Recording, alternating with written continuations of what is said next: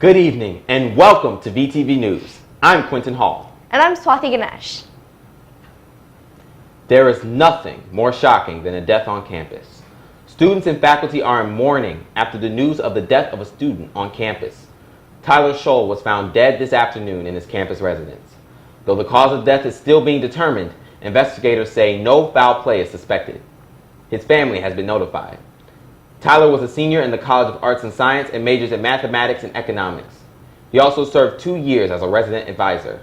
He only had a little over a month left until his graduation. If you need any assistance, please call the Psychological and Counseling Center at 615-322-2571. Vanderbilt students are known for their high aspirations, but one student is going above and beyond to make a difference in his community. Robert Shutt is running for the Tennessee District 95's open seat in the State House of Representatives. Head field reporter Claire Barnett sat down with him to discuss his candidacy and his platform. So I actually became interested in this when I was in high school, so several years ago. I had seen that my representative at the time had gotten a DUI and spent 48 hours in jail, and then continued to run unopposed for 2 more terms. And so I started looking into how many people run unopposed in the Tennessee House, and the numbers are staggering. Fundamentally, I thought that was not what democracy is all about, and so that piqued my interest. And then with Mark Lovell's resignation in February, I couldn't stay out. So I was born and raised in Shelby County. Been there for a long time and know a lot of people in the district, and that's kind of what's made me who I am today. I think I really want to push for to continue to protect our natural resources, particularly in West Tennessee, and workforce development is something that I'm really interested in. So the field is really crowded. I'm one of 10 candidates, with 7 of them being Republicans. I think that since the field's so crowded and you're going to have a low voter turnout as a special election, I think my odds are pretty good, for especially for an independent. I think I can, as long as I get people to the polls, I think we can pull it out. Voting for the primary election begins April 7th and lasts through April 22nd. The College of Arts and Science has a new divisional Dean of Humanities. The college announced Bonnie J. Dow will assume the position on July 1st. Dow is a professor and chair of the Department of Communication Studies. She is part of a new administrative structure featuring divisional deans and was announced last year as part of Dean Benton's vision for a college. Dow will lead a division composed of 19 departments and programs in humanities. She will also lead 2 interdisciplinary centers, Robert Penn Warren Center for the Humanities and the Center for Digital Humanities. A former Vanderbilt student has been speaking his mind. Brandon Banks, one of the suspects in the Vanderbilt rape case, has been given several speeches at several universities. Some are concerned that his speeches have re-victimized the victim in his ongoing rape case. In said speeches, he talks about the consequences of making bad decisions as a student athlete. The speeches are unpaid and do not speak about specifics of his case. So far, he has given speeches at the University of Alabama and the University of Georgia. Banks and co-defendant Tip McKenzie were charged with raping an unconscious woman in a Vanderbilt dormitory 4 years ago. Vandenberg and Beatty were found guilty and are serving 15-year sentences. According to Banks' attorney, they hope to reach some type of agreement in order to avoid trial in June. Vanderbilt will be able to support more futures engineers starting this fall. The Clark Charitable Foundation gave Vanderbilt a generous gift of $15 million. These funds will create the Clark Scholars Program at the School of Engineering. The program will allow talented undergraduates to become pioneers in the engineering field. The hope is for students to reflect the same passion as the late A. James Clark. Scholarships will be given out to 10 first-year students beginning this fall. The program is part of the Opportunity Vanderbilt initiative, which gives scholarships to exceptional students with financial need. It's the first of its kind for engineering leaders. Vanderbilt endowment may be going up, but its voter turnout is going down. This election season, VSG presidential voter turnout was the lowest it's been in 5 years. The 45% turnout is down 9% from last year. In addition, numbers were lower in the primaries. Students speculate this is due to the nature of this year's election. VSG election commissioner attributes the relatively low participation to the comparatively light campaigning done by one of the 2 campaigns. While VSG does not take actions to inform the student body about the election, it is mostly upon the candidates to publicize the election.